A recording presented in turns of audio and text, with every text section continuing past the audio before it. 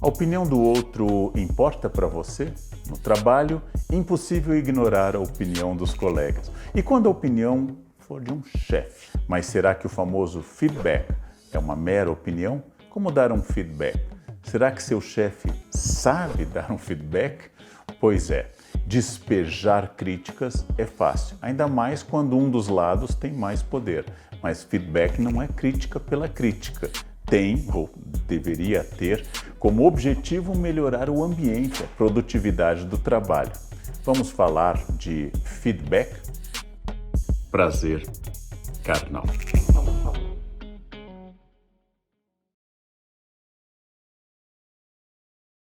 Nós sabemos que existe uma dificuldade, em particular na cultura brasileira, com o retorno crítico com a opinião alheia.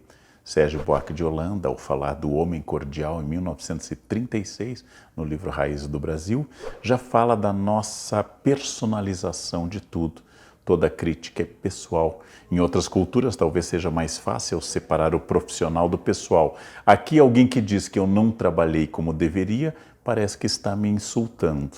Preciso mudar essa mentalidade, mesmo quando quem está dando feedback é um chefe e não existe igualdade de armas, igualdade de poder. A opinião de uma outra pessoa, a crítica de uma outra pessoa pode ferir meu ego, mas se está ferindo apenas meu ego, é um erro de recepção. Eu tenho que pensar que ela pode ser falsa ou verdadeira, e nos dois casos ela se torna uma informação importante. Se ela for verdadeira, ela pode ajudar a melhora de quem eu sou e da minha atuação profissional. Se ela for falsa, ela vai indicar que a percepção do meu trabalho não está tão boa como deveria ser. Eu vou ter que trabalhar mais, talvez, na divulgação dos resultados do meu trabalho. Em todo caso, todo feedback é valioso, sendo falso ou sendo verdadeiro. O meu narciso, o meu ego, a minha sensibilidade, ele não é uma coisa central para eu levar em conta nesta hora, mas a melhoria profissional e a melhoria da minha imagem, isso sim, é essencial. A partir de um artigo da renomada revista Forbes, ele começa com uma espécie de exercício mental. Eu sou médico, estou recebendo um paciente, ele tem um problema delicado. Por exemplo, ele tem um sobrepeso que se tornou algo danoso à sua saúde, ou ele sofre de uma impotência sexual. São dados objetivos, são dados médicos, e o médico é o profissional preparado para lidar com isto.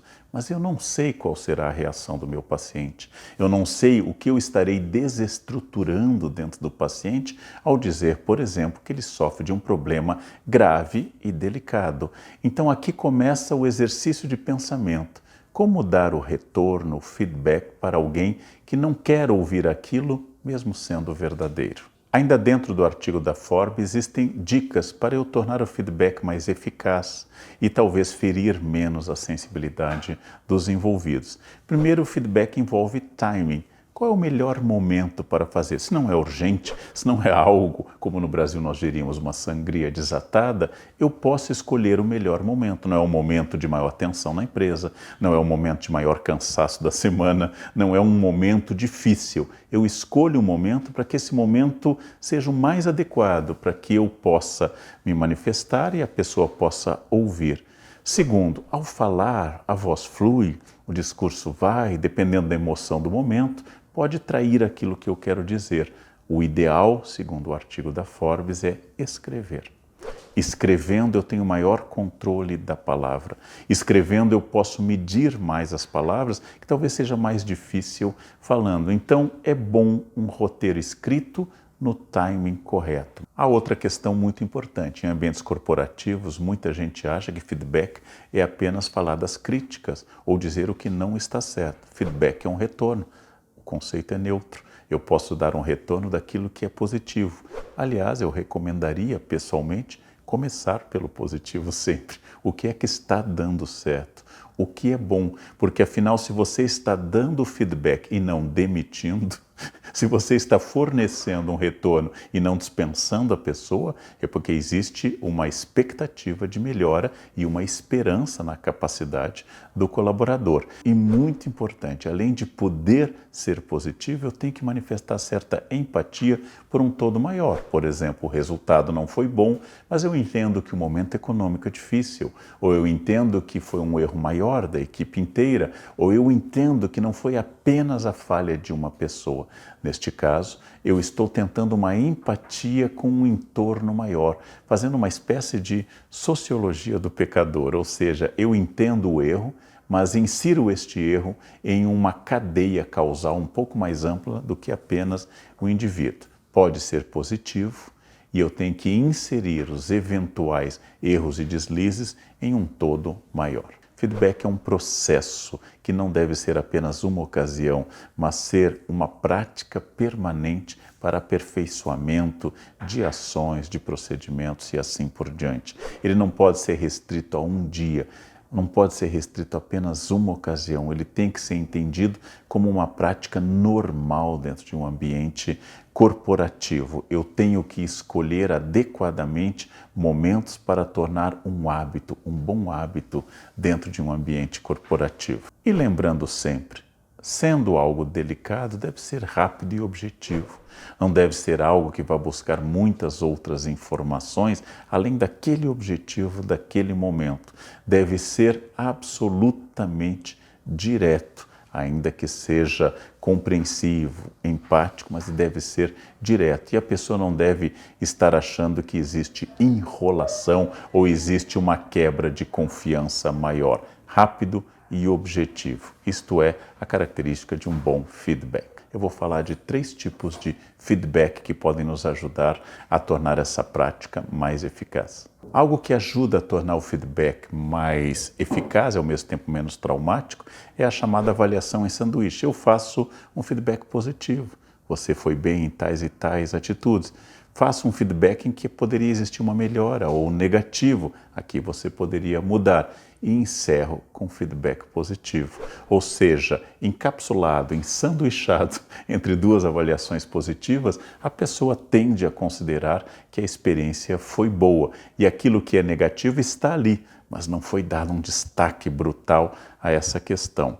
Outros defendem que um feedback eficaz seja 360, ou seja, que eu receba o feedback dos meus superiores, que eu receba um feedback sobre minha atuação como subordinado, mas também que eu receba dos pares, ou seja, pessoas na escala horizontal também darão o feedback, e por fim que eu receba o feedback dos subordinados. Recebendo de cima, de baixo e dos lados, eu teria uma visão mais ampla de um feedback mais dinâmico e ao mesmo tempo mais estrutural da minha atuação dentro de um ambiente corporativo.